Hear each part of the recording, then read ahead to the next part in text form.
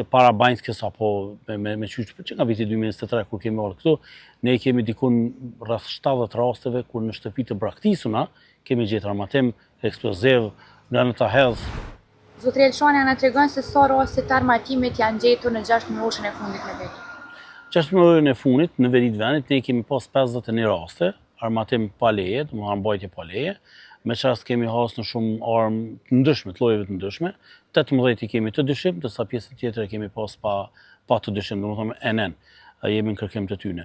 Ato çka mund ta theksojmë është që kemi një rritje prej vitit paraprak, dhe kjo vjen më shumë si shkak me çu i bashkëpunimit apo e mirë e kësaj është që ne kemi bashkëpunim më të madh me qytetarë dhe komuniteti duke na njoftuar më shumë me këto informata, për këtë arsye edhe hasim në raste më shumë. Në cilën komunë janë më të shpeshta rastet që ju i keni identifikuar? Deri tani këtë 6 muaj kemi pas në Zubin Potok, diku 25 raste m'duket, prej këtij totalit 51 që është i përgjithshëm.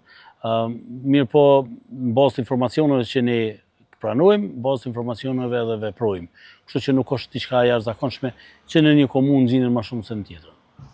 Në të gjitha rastet, a janë identifikuar personat e dyshuar? Jo, nuk janë identifikuar për arsye se më thash nga këto 51 raste ne kemi 18 të dyshim, rastet e tjera i kemi persona NN, për cilët nuk i kemi has.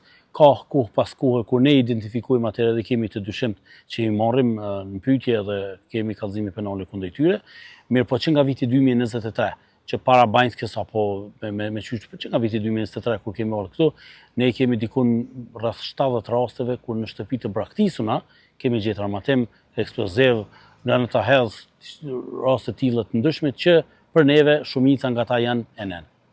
A ka indikacione se këto armë lidhen me grupe të organizuara kriminale apo me strukturat që kanë vepruar më herët në veri?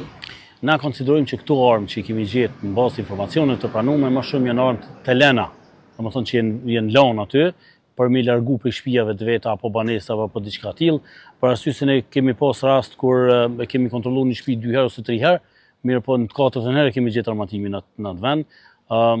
Nuk konsiderojmë që është diçka e organizuar, më shumë njerëzit që i kanë lënë këto armë dhe i kanë larguar prej vetes. Ne kemi 2 fenomene në veri të vendit sa i përket armatimit.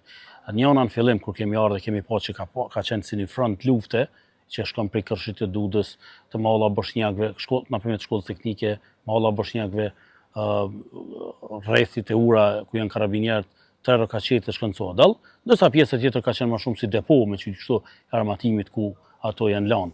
Mirë po konsiderojmë që këtu janë më shumë armë tash që po flasim armatim i largum prej shtëpive apo i lanën që na më gjet.